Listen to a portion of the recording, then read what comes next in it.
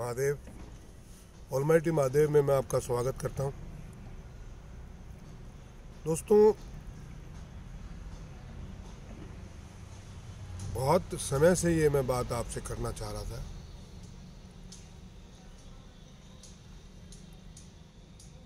मेरे एक मित्र ने मकान लिया और 3 bedroom hall kitchen. 3 bedroom hall kitchen बड़ा ही होता है। मुझे आमंत्रित किया, मैं उसके घर गया। चारों तरफ सामान ही सामान बिखरा हुआ था। वो बड़ा, मैंने जब चारों तरफ देखा तो बड़ा लज्जित हुआ और मुस्कुरा के उसने मुझसे कहा कि गुरुदेव, मैं क्षमा प्रार्थी हूँ, ये इसलिए बिखरा पड़ा है क्योंकि ये मकान छोटा है, इसमें रखने की जगह नहीं है।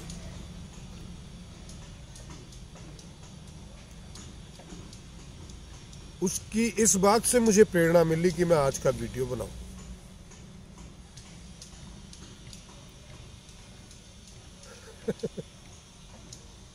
मकान तो जितना है, ईश्वर ने जितना दिया उतना ही दिया भैया। और जिसको जितना मकान दिया है उसी को उसी में गुजारा करना है। जैसे हमको ये मकान दिया है तो इसमें ही गुजारा करना है। इसको तो आप, इसका विस्तार तो कर ही नहीं सकते। आपके हाथ में क्या है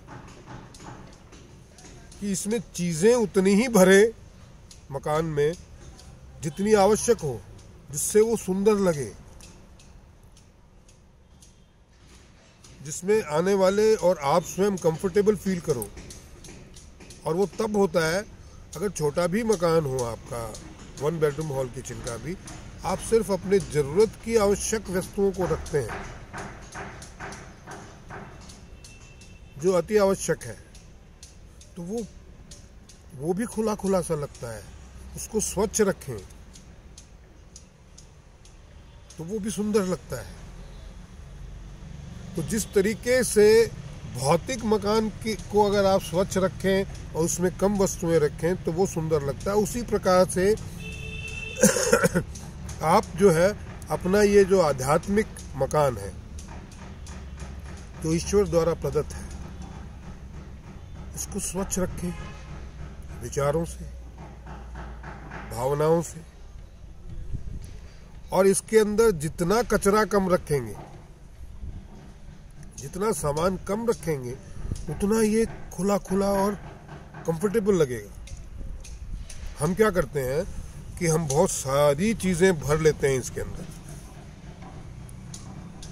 बहुत सारे डिजायर्स भर लेते हैं और ये इतना कंजस्टेड हो जाता है अंदर से कि आपको स्वयं को समझ में नहीं आता कि कौन सी वस्तु मैं कहाँ रखूं।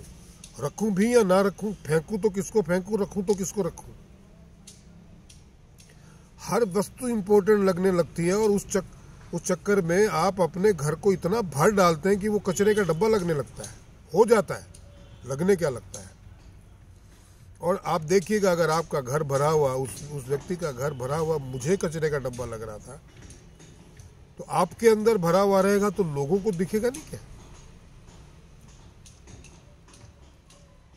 तो क्या आप कचरे का डब्बा बनना चाहते हैं? आप बिखरे रहना चाहते हैं? आप अंदर से अव्यवस्थित रहना चाहते हैं? ये आपको निश्चित करना है, दूसरा कोई निश्चित नहीं करेगा इस बात पे। आप अपने अंदर ईश्वर के अलावा रखते ही क्यों हैं दूसरी चीज? क्योंकि ईश्वर तो स्वयं सक्षम है सारी चीजें देने को जो आपको चाहिए। उसके पास कमी थोड़ी है। और जिसके पास ईश्वर है उसको कुछ चाहिए ही नहीं होता है। मैं ये भी बताता हूं आपको, हम सब के अंदर ईश्वर है, उसको सजा के रखिए आप। बाकी किसी चीज की आवश्यकता नहीं है। मेरे भाई, जिसके पास राम हो उसके पास क्या कमी रहती है? मैं तो आभारी हूँ उस ऑलमाइटी का, महादेव का। आप मीरा ने कृष्ण को अपने अंतर में बसा लिया था, आज भी याद करते हैं आप। तुलसी ने राम को अंतर में बसाया, आज भी आप याद करते हैं। किसी भी स्वरूप में अगर आप ईश्वर को अपने अंतर में बसा लेते हैं तो आपको किसी चीज़ की आवश्यकता नहीं, सारी चीज़ें स्वयं चल के आपके पास आएगी जो आपके आवश्यकता की हो। आपको कहीं जाने की जरूरत नहीं, पूरा ब्रह्मांड आपके पास चल के आएगा। आपको कुछ कहने की जरूरत नहीं है, बिना कहे आपकी बातों को लोग समझेंगे।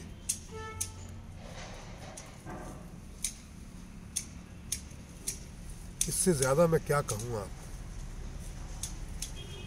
आज हरी चर्चा हुई, एक सज्जन है बॉम्बे से, मोहता जी, उन्होंने एक सुझाव दिया कि भाई इंटरेक्टिव सेशन रखिए, इंटरेक्शन होना चाहिए कि आप अपने विचार रखते हैं, लोगों के विचार भी उस आपके विषय पे, आपको उससे मदद मिलेगी, उनको भी और समझने में मदद मिलेगी। अच्छा विचार है। आप अभी भी अपने विचार जो हैं मैसेज के माध्यम से मुझे कह सकते हैं, जब तक वो व्यवस्था ना बने। लेकिन जो ईश्वर ने मुझे विचार दिए हैं या जिसका अनुभव मुझे हुआ है, जो मैं चीख चीख के कहता हूँ, तो मेरा आपसे अनुनय विनय है कि आप जो है उस पर विचार तो करें। आप अत्यधिक लोगों तक पहुंचाएं, जिसको सुनना लिखा होगा, जिसको इस बात को भगवान समझाना चाहता होगा उस तक पहुंचेगा, जिससे नहीं सुनना लिखा हो नहीं पहुंचेगा। और प्रयास तो हमें करना चाहिए। मेरा भी ये प्रयास ही है ना कि मेरे विचार जो है या जो मेरा अनुभव है इस विषय पे वो आप तक पहुंचे। आप अपना अनुभव साझा कर सकते हैं, वीडियो के जरिए कर सकते हैं। मुझे व्हाट्सएप पे वीडियो भेजिए। उस वीडियो को हो सकता है आपके अनुभव के ऊपर मैं अगर मेरा कुछ और अनुभव रहा होगा तो हम बिल्कुल उसको मिक्स करके उस पर अगला वीडियो बनाएंगे। तो प्रयत्न करना बहुत आवश्यक है, बहुत ही ज़्यादा ज़रूरी है। और अपने आप को खाली रखिए मित्रों।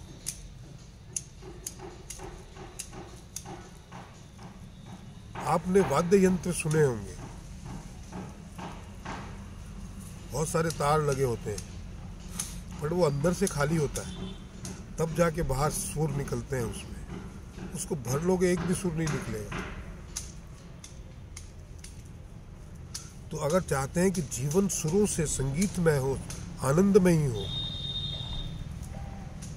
तो उस अपने इस यंत्र को अंदर से खाली रखिए। इसके अंदर ईश्वर के अलावा कुछ होना नहीं चाहिए। ईश्वर से ही सारे 7 सुर निकलते हैं। और खाली होगा तो उसमें सद्विचार भरे जा सकते हैं, इसमें ईश्वर को स्थान मिल सकता है, उसमें उसकी सुगंध को रखा जा सकता है, उस ज्योति के प्रकाश को रखा जा सकता है। अगर भरा होगा तो कुछ भी नहीं रहेगा, कहाँ रखोगे?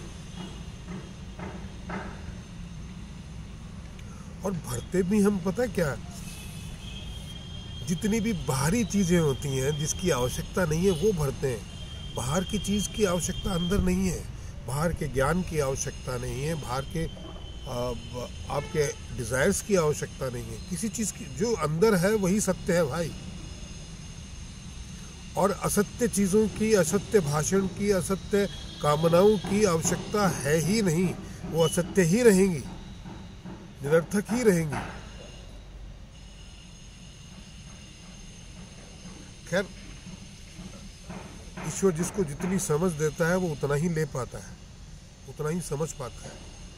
उसमें किसी का कोई कसूर नहीं है। मुझे जितनी समझ दी उतना मुझे समझ में आता है, जो मैं आपसे साझा करता हूँ।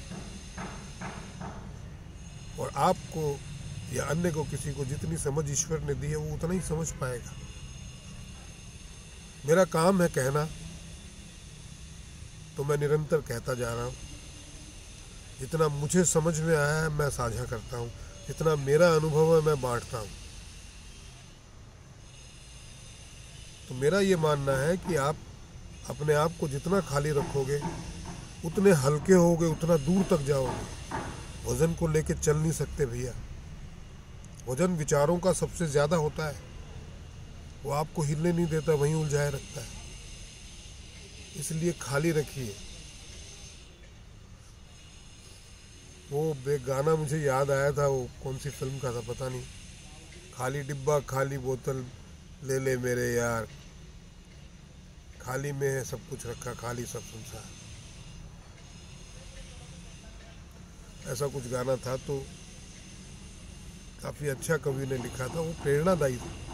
लोगों ने कुछ और समझा कि नहीं समझा मुझे पता नहीं, बट मुझे बहुत समझ में आया। देर से आया पर आया। तो आज की वीडियो में इतना ही मित्रों। अच्छा, आपको समझ में आया होगा। शेयर कीजिए, सब्सक्राइब कीजिए, कमेंट कीजिए और कंट्रीब्यूट करने का प्रयास कीजिएगा भैया। ये आप ही का चैनल है। महादेव।